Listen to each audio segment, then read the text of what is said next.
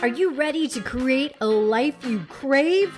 Let's spin that doom loop of negativity into an upward success cycle and start living lucky.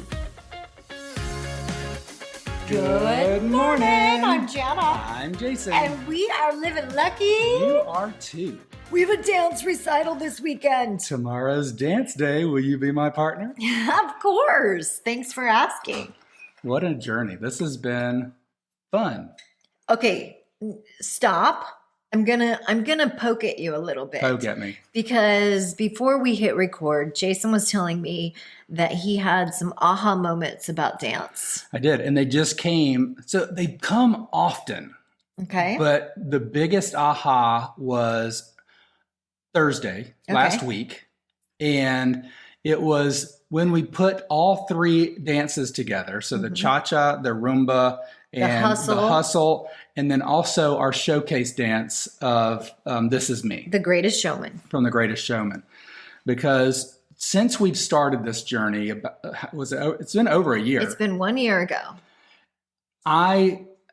First of all, I said I would never dance in front of people. When I said that back when I was 12. Okay. Because I had a bad experience at camp, was laughed at, couldn't find the beat. And my soul wants to dance. So you asked a girl to dance. You take her out, and she was we older. She was beautiful. Lessons. Yeah, we were getting dance lessons, and she was 18. I was 12. She was a counselor. She was absolutely gorgeous. Had an immediate crush the moment I saw her. Her name was Hope. I still remember the name. Okay. Like, this is how impactful this was. And as soon as I put my hands on her hips, I was lost. I could not hear the music, couldn't hear the beat. You had a teenage hormone moment. Yes. And I was 12, so I wasn't even a teen yet. But we were just learning to dance because our guys' camp, it was a Christian boys' camp, was going to have this end of the season dance with the girls' camp. And we just needed to know how to do the steps. The two-step back and forth with the girls next door. Okay, they were trying to do you a favor and like locked elbows, far apart, slide your feet back and forth. Room for Jesus. Room for Jesus. It was crazy. And I could not get it because I was just lost, and I got laughed out of the gym. So I said, you know what? Did you really get laughed at, or were they just They were pointing and laughing. Well, they were laughing. This is the memory I have. Okay. Now, whether it's a true memory or a false memory, I don't know, because we can't go back. And back then, there weren't video recorders going, and there weren't. I mean, you can't get a Polaroid at that moment. Okay, but this is what has left an impression. This is the story I've been telling myself for 40 years, right? Yes.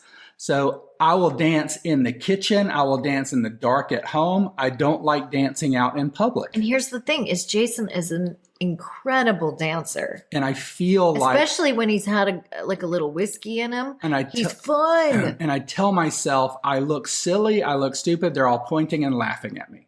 So I just stopped dancing. And which is, how fun is that when it's life, right? So then I also we all do this. I'm going to stop you because I want to just make sure that we're relating this to everyone that's listening. We all do this in some area of our life where we create a story in our head, and then we almost deprive ourselves from the experience or the fun because we say, I'm not an explorer. I'm not a dancer. I'm not a singer. One thing that I don't do is speak. I don't perform in front of people. I don't do that. I'm not an athlete. I'm not smart. We define what we're not. And when we say, I am not this, then that becomes part of our identity. And it all is because of an experience. You know, we all can sing. But there's so many people that are so adamant, I don't sing. I'm not a singer. Because somewhere in their life, they have been told or they believe that they can't do it. They didn't sound right, or they didn't. And that has become their identity. Now, I'm not saying everyone sings well. However, everyone can sing. Yeah. What it does when you say I am not is it closes the door for possibility. Yes. And that's what I did for dancing. And it also closed the door for possibility for me doing a choreographed fitness routine. Like just anything where there, like I associated it with anything that was pretty much organized, which is crazy. So when we started doing more than one dance at a time. That's why you don't like to go to Zumba or any of the aerobics. I tell You're myself like, no. ahead of time, I can't follow. I can't get that. I'm not going to be able to keep up because I can't get the beat. I can't follow movement. So share with everybody the realization that you had this past week, because Thursday last week we had learned these 3 individual dances, and it took me a while to get through the dances, but we put all 3 of them together, and our dance coach said, you're going to do them as if you're in a competition. Right. And you're going to do them one after the other. And then you're going to end with your finale of your showcase. Yes. Ariana's our dance And my coach. brain went, she's fabulous. no. Wait, did you just say no, she's not fabulous? No, she is fabulous. But Okay. I said my brain said no. Oh, about the choreography. But we were there, and we were there for the purpose. And just like we know, we're not going to, most of the time, we won't do anything that we're not pushed to do. Like we're going to stop where we put our limitation, like where we put our roadblocks. We're like wheelbarrows. We only go as far as we want to go, and it's until we're pushed further. Yes. We realize, oh, this is new territory. So I said, we're here. We've got 2 different instructors right now. We're here for X amount of time. This is what we're going to do. So regardless of what my brain is telling me, I know that we're here for this. And we did it. And I had this realization that I'm not bad at these things. No, you're great. I do have the capacity and capability for these things. You do. Why have I been telling myself this story? Why? And I had this evidence of it's possible. It all comes back to Hope. Isn't it ironic that her name was Hope? Yeah. I almost wish I could look her up and just say thank you for the experience, because sometimes we have these experiences and then we have the awakening because of the experience. Just to thank her for I also that. feel that was such an indelible memory for you, because you realize that you're a man, that you're attracted to women, that you were having feelings that you had never had before. Yeah. And the other part of that is she would not know me from Adam's house cat. Like she wouldn't have known me the 30 minutes after. Like that's how different perspectives are in the world. You know, like she would not, like I was just a kid in a camp that she was there teaching hundreds of kids to dance. Right. But it meant everything to me. And a lot of times those things happen. But I was telling myself this story, and it lasted 40 years for me. And then I had this awareness that, hey, my brain can do all these wonderful things. I had limited myself in the possibilities of what I'm capable of and what my capacity is. Yeah. And now I'm so open and free, and I absolutely am loving the exploring and the possibility of what we can do through choreography, how we get to dance and move together. I'm so glad this is being recorded right now. You heard what he just said, right? You heard what he just said. So when I come and say, we're now taking lessons 3 times a week. Well, I am excited about it. What I need help with is paying attention to those areas in life, and this is why we have coaches. This is why we have each other. Yeah, and why we have each other.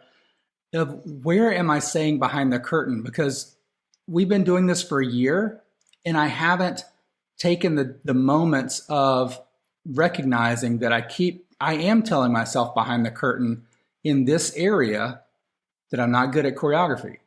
And you know what? I don't want to pick the wound at all. That's okay. However, I will say that sometimes when somebody tries to tell you exactly what you just said, I know that I plant my feet. Yes. And I resist more. Yes. Instead of saying, I hear you.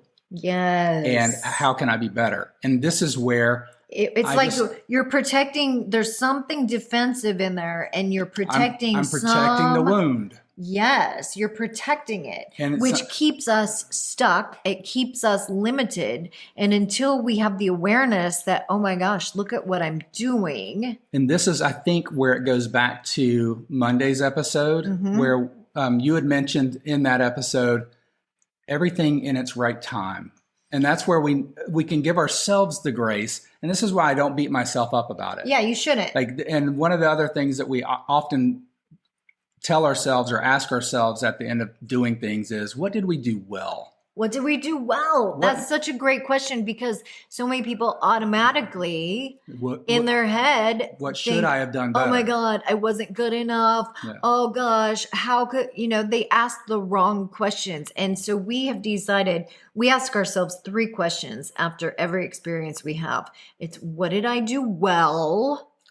What might I have done differently? Yeah, because and when you say might, that's a suggestive word, meaning the way you did it was perfect. Yeah, you did it exactly the way you could have done it, given everything you had, how you were emotionally, how you were mentally, the energy that you came with. So you did everything the way it had to be done in the moment, in your capacity. And the word might just opens you up to, there's other ways of doing exactly what I have already done. But I can't change what's in the past. Yes. And then the third question is, what might I do differently in the future? To be more effective.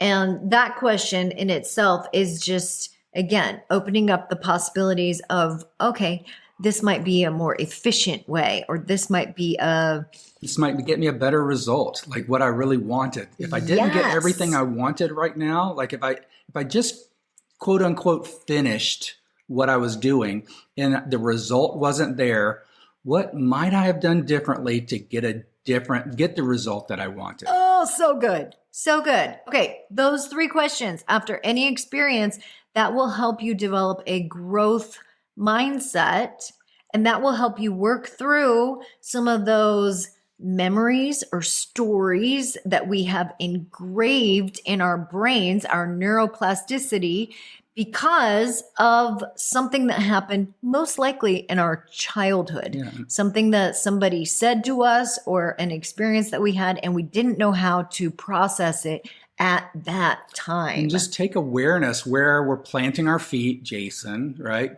And awareness Jana. Where I'm planting my feet, and then just notice what's being said behind the curtain. What are you saying I'm not? And in the meantime, we are going to knock it out of the park. That's right. For our dance recital / competition, which happens this weekend. And again, you said you would never do a competition. No, I did. And we are not never only doing never. it, we are doing it well. Yeah, baby. Do it. Do it well. I'll take that. And keep living lucky. Thanks for joining us. Bye-bye. We love you guys. If the idea of living lucky appeals to you, visit us at startlivinglucky.com.